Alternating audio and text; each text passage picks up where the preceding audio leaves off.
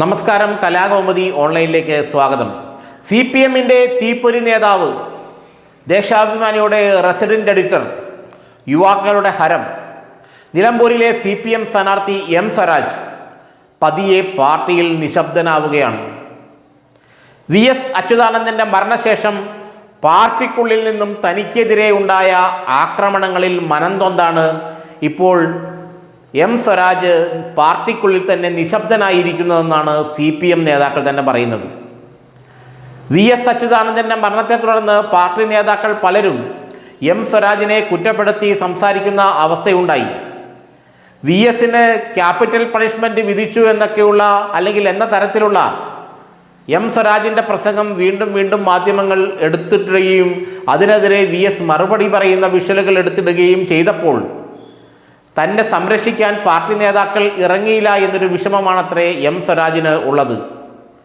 അതുകൊണ്ട് തന്നെ അദ്ദേഹം അടുത്ത കാലത്തായി വളരെയേറെ നിശബ്ദനായി കഴിഞ്ഞു. പാർട്ടിക്കുള്ളിൽ തനിക്കെതിരെ ചില ലോബികൾ പ്രവർത്തിക്കുന്നുണ്ടെന്ന് M സ്വരാജ് തൻ്റെ അടുപ്പക്കാരോടൊക്കെ പറഞ്ഞു കഴിഞ്ഞു. ഏതാണ് ആ ലോബികൾ? ആ ലോബികൾ പഴയ VS ഗ്രൂപ്പുകാരൊന്നുമല്ല, അല്ലെങ്കിൽ VSനെ ക്യാപിറ്റൽ പണിഷ്മെൻറ്റിന് വിധിക്കണമെന്ന് സ്വരാജ് പ്രസംഗിച്ചതുകൊണ്ടുണ്ടായ എതിർപ്പല്ല. തന്നെ മനഃപൂർവ്വം ഒറ്റപ്പെടുത്തി മൂലക്കിരുത്താൻ ചില ഉയർന്ന CPM നേതാക്കൾ ശ്രമിക്കുന്നു എന്ന ആരോപണം നേരത്തെ തന്നെ M സ്വരാജിനുണ്ട്. നിലമ്പൂരിൽ സ്വരാജ് ജയിക്കില്ല എന്ന ഇൻ്റലിജൻസ് റിപ്പോർട്ട് കിട്ടിയിട്ടും എന്തിനു തന്നെ അവിടെ സ്ഥാനാർത്ഥിയാക്കിയെന്നുള്ള ചോദ്യം അദ്ദേഹം പലതവണ ഉന്നയിച്ചു. മാത്രമല്ല, VSൻ്റെ മരണശേഷം പാർട്ടിക്കുള്ളിൽ താൻ ക്യാപിറ്റൽ പണിഷ്മെൻറ്റുമായി നടത്തിയ ബന്ധപ്പെട്ട പ്രസംഗത്തെ തുടർന്നുള്ള പാർട്ടി നേതാക്കളുടെ പ്രതികരണങ്ങൾ, ആരോപണങ്ങൾ, ഇതൊന്നും തടയാൻ പാർട്ടി നേതൃത്വം നടപടിയെടുത്തില്ല എന്നാണ് സ്വരാജിൻ്റെ പരാതി. തനിക്കെതിരെ നിരന്തരം പാർട്ടി നേതാക്കൾ, സുരേഷ് കുറുപ്പ് അടക്കമുള്ളവർ, അല്ലെങ്കിൽ പിരപ്പങ്കോട് മുരളിയെ പോലുള്ളവർ പറയുന്ന കാര്യങ്ങൾ, സുരേഷ് കുറുപ്പും G സുധാകരനും എല്ലാം ഈ വിഷയം ഭംഗ്യന്തരെയാണ് സൂചിപ്പിച്ചിരുന്നു. അവരാരും പറയുമ്പോഴൊന്നും പാർട്ടി നേതാക്കൾ തൻ്റെ രക്ഷയ്ക്കെത്തുന്നില്ല, തന്നെ അവഗണിക്കുന്നു എന്നുള്ള ഒരു മനോവിഷമമാണത്രേ M സ്വരാജിനുള്ളത്. അതുകൊണ്ട് തന്നെ കഴിഞ്ഞ കുറച്ച് ദിവസങ്ങളായി സ്വരാജ് നിശബ്ദനാണ്.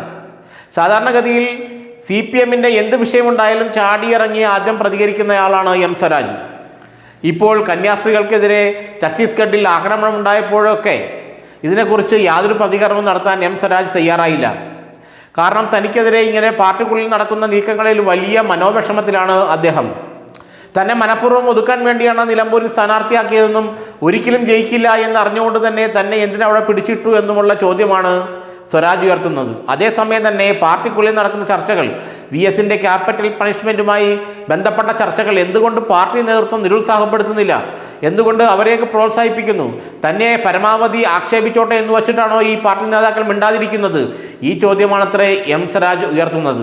അതുകൊണ്ട് തന്നെ ആ മനോവിഷമം കൊണ്ട് അദ്ദേഹം ഇപ്പോൾ പാർട്ടി കാര്യങ്ങളിലൊന്നും കയറി അഭിപ്രായം പറയുന്നുമില്ല. ദേശാഭിമാനിയുടെ റെസിഡന്റ് എഡിറ്റർ പദവി പോലും തനിക്ക് താല്പര്യമില്ല എന്നുള്ള അവസ്ഥയിലാണത്രേ M സ്വരാജ് നിലകൊള്ളുന്നത്.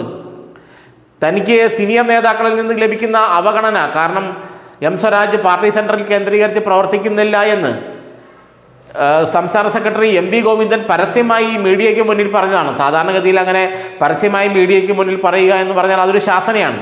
പാർട്ടി അണികളെയും നേതാക്കളെ സംബന്ധിച്ചിടത്തോളം ശാസന എന്ന് പറയുന്നത് വലിയ ശിക്ഷയാണ്. അങ്ങനെ പരസ്യമായി M സ്വരാജ് പാർട്ടി സെക്രട്ടേറിയറ്റുമായി അല്ലെങ്കിൽ പാർട്ടി സെൻറ്ററുമായി ബന്ധപ്പെട്ട് പ്രവർത്തിക്കുന്നില്ല എന്ന് പാർട്ടി സെക്രട്ടറി തന്നെ പറഞ്ഞതുപോലും M സ്വരാജിന് വലിയ മനോവിഷമമുണ്ടാക്കിയിരുന്നു. നിലമ്പൂരിൽ തൻ്റെ മത്സരം ഒരു ഗൂഢാലോചനയാണോ എന്നും അദ്ദേഹം ഇപ്പോൾ ചോദിക്കുന്നുണ്ട്. ഏതായാലും M സ്വരാജ് പഴയ M സ്വരാജ് അല്ല. അദ്ദേഹം ഇനി അളന്നും തൂക്കിയുമൊക്കെയാണ് പ്രതികരിക്കുകയുള്ളൂ.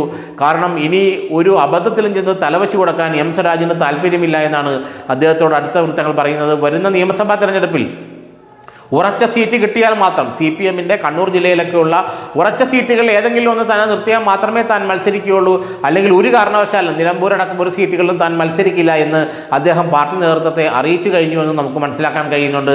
അടുത്ത നിയമസഭാ തെരഞ്ഞെടുപ്പിലും സ്വരാജിനെ നിലമ്പൂർ പോലുള്ള ജയിക്കാൻ സാധ്യതയില്ലാത്തൊരു സീറ്റ് നിർത്താൻ പാർട്ടി ആലോചിക്കുന്നു എന്നുള്ള സംസാരം പാർട്ടിക്കുള്ളിലും പുറത്തുമുണ്ട്. എന്നാൽ ഇനി അതിനൊന്നും താൻ തലവെച്ച് തരില്ല എന്നും തനിക്ക് സീറ്റ് തരികയാണെങ്കിൽ കണ്ണൂർ ജില്ലയിലെ പാർട്ടി വിജയിക്കുമെന്ന് ഉറപ്പുള്ള സ്ഥലങ്ങളിൽ നൽകിയാൽ മതിയെന്നും അല്ലാതെ ഇനി റിസ്ക് എടുക്കാനൊന്നും തന്നെ കിട്ടില്ല എന്നും രക്തസാക്ഷിയാകാൻ തനിക്ക് മനസ്സില്ലെന്നുമാണ് ഇപ്പോൾ M സ്വരാജ് പറയുന്നത്. ഏതായാലും അദ്ദേഹം ആകെ ഹതാശനാണ്. പാർട്ടിയിൽ നിന്ന് കൃത്യമായൊരു പരിഗണന തനിക്ക് ലഭിക്കുന്നില്ല എന്നും മനഃപൂർവ്വം തന്നെ നിലമ്പൂരിൽ തോൽപ്പിച്ചുവെന്നും VS പക്ഷ അനുയായികളുടെ അല്ലെങ്കിൽ VS പക്ഷക്കാരായ പഴയ നേതാക്കളുടെ ആക്രമണത്തെ ചെറുക്കാൻ പാർട്ടി ഒന്നും ചെയ്തില്ല എന്നുള്ള പരാതിയൊക്കെ ഇപ്പോൾ M സ്വരാജിന് ഉണ്ട്.